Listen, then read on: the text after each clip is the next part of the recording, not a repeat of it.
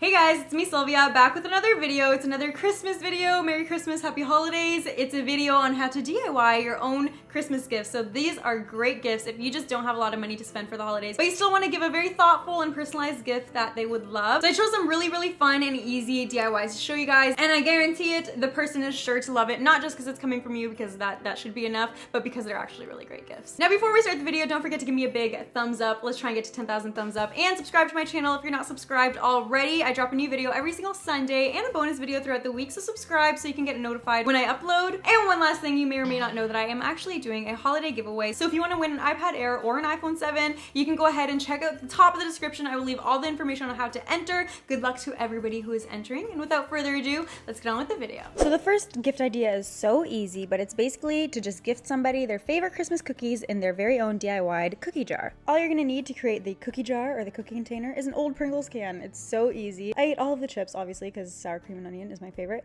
but then all I did was wrap it with some wrapping paper. I got this really pretty gold metallic one from the dollar store, but you can literally use anything that you have lying around the house from previous years, and just cut out a strip that just perfectly measures up to the Pringles can.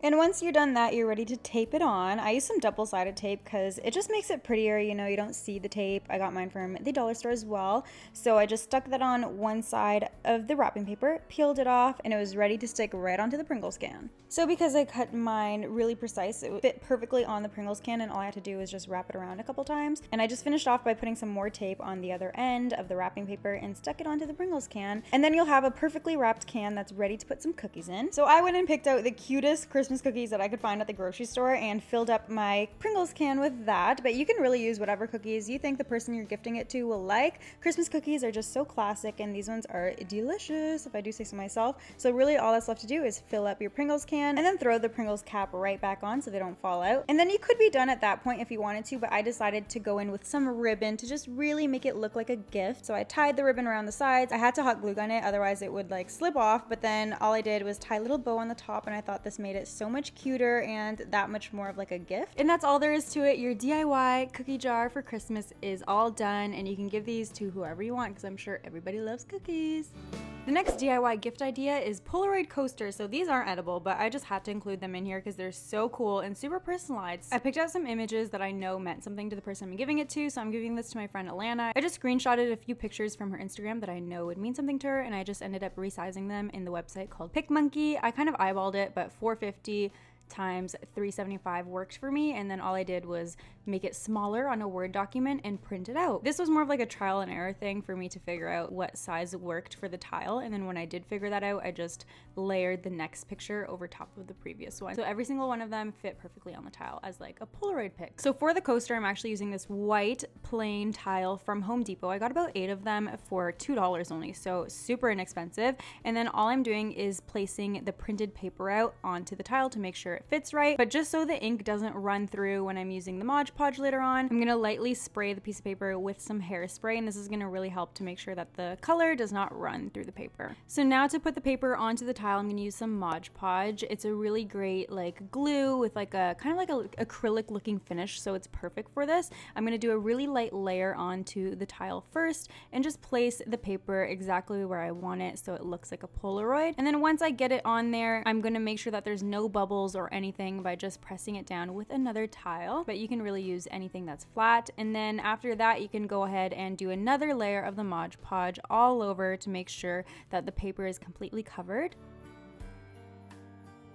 And wait for that to dry, and once it's completely dry, you're gonna actually do one more layer of the Mod Podge right over top of everything all over again. And the final step is to use an acrylic finishing spray. I got this one from Michael's, but what it's gonna do is gonna make sure that no beverages are gonna leak through. It's gonna give you a nice acrylic finish to make your coasters look legit, but when you're spraying it, make sure you're doing it in a nice ventilated area. You don't wanna be breathing this stuff in, you guys. It's not good. Now this last part is optional, but what I'm using is a felt sheet and cutting it up into little squares just to hot glue to the bottom of the coaster, because tiles are really rough on the bottom and I didn't want these to scratch any surfaces, anything like that. And then just repeat those same steps for any of the other pictures you want to create into Polaroid coasters, and then they are ready to gift. All I did was wrap it in a little bow and it was good to go.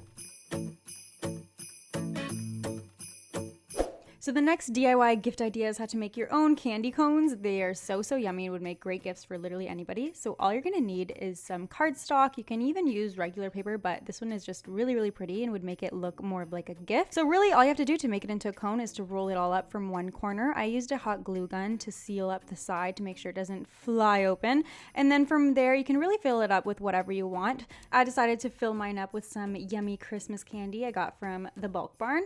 And all I did was put in some Mike and Ike's green and red, some Santa Claus chocolates, and also some candy cane gummies. And then once you're done filling them up with your favorite goodies, you can go ahead and seal them closed. So these are so easy to kind of clasp closed. All you have to do is fold over the front part and then fold the bottom right on top, and then cut off the excess pieces, and you'll have your own little candy cone. As you guys can see, these are literally so easy to make, and who doesn't love candy? So they would really make great gifts for all of your friends. So the next DIY is another creative way to gift candy or yummy goodies. So all I do to make this yummy chocolate sleigh is wrap some chocolates from biggest to kind of smallest. So I used a full-size Kit Kat, and then I decided to wrap some coffee crisps that are a little bit smaller than the Kit Kat. And then an even smaller chocolate on top of that, I found this really cute Reese's like Santa Claus. It's so adorable. And then to finish off my little chocolate pyramid, I threw on another Santa Claus chocolate. And once my pyramid was done, I was ready to glue it onto some full-size candy cane, and that's really what's gonna make it look like a sleigh. It's so cute. So all I did after that to finish off and make it look prettier was add a bow and a Happy Holidays little tag.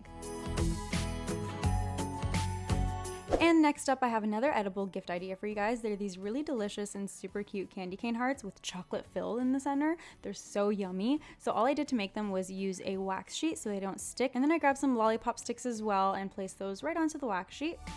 And to create the candy hearts, you're gonna need the mini candy canes. I got this pack from the dollar store for only $1.25, so it's so inexpensive and you can make so many of them. So all I did was create the heart shape around the lollipop sticks and then heat up the oven to 300 degrees and put them in there for about 3 to 4 minutes. You really wanna keep a close eye on them because they do melt pretty quickly and you do not want them to melt completely. But while they're in the oven, you're gonna wanna get started on melting your chocolate. Now, a really good way to melt chocolate is by putting it over top of like steaming, boiling water. So I got these white chocolate pieces from the bulk barn, and that's what I did. They slowly started to melt. You do not want to put them in the microwave because you'll have a really high chance of burning them. Chocolate is actually kind of hard to melt properly. It gets really grainy and really hard and disgusting super easily. So this is the best way to melt the chocolate. So once the candy canes were warm enough to mold, I took them out of the oven and started to kind of pinch the bottom part of the heart and the inner top part of the heart to make sure that they were stuck onto the lollipop stick. It is a little bit hot, so be careful, but as long as you melted them just enough to mold, they should be okay. Now they're ready to add the chocolate in the center, so I just used a spoon and poured the melted chocolate in there really carefully until it was filled to the top. You can also use a spoon to kind of smooth it out and spread it out inside the heart. And then this part is optional, but to really go over the top and make it super Christmassy, I added some red and green sprinkles on top. And then popped those in the fridge to cool down, and while they were in there, I decided to make the little holder for them. I used a mason jar and then filled it up with some vase filler from the dollar store, but you can also use like M&Ms or some sort of candy to just hold the lollipop sticks while they're in there. And then I filled it with some tissue paper to make it look more of like a gift and decorate it a little bit.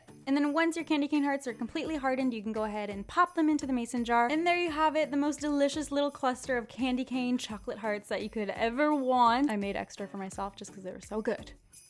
Now the final DIY I just had to include for you guys, even though it's not edible, it's a DIY picture calendar, because with the new year quickly approaching, I feel like everyone could use a new calendar. All I did to make this is find a calendar template online and then print it out. I will leave the link in the description if you guys want to try this yourself. It's so easy to make. But once you print it out, all that's left to do is find 12 pictures that you want to fill the little rectangular box in for each month. So what I did is just search Tumblr quotes on Google and picked my favorite ones that I think the person would like the most. And then all you have to do is print those out and cut them to fit the little rectangle spot for each page. It's a little difficult to cut out the little rectangle spot, but I used one of those crafting scalpels, which really helped. And then all that was left to do is just glue each of the little quotes onto each month. And then to package it really nicely, you could either put it in an 8.5 times 11 inch frame, or you could just place it in a clipboard. Either way, they both look really nice. It's just whatever your preference is and however you want to gift it.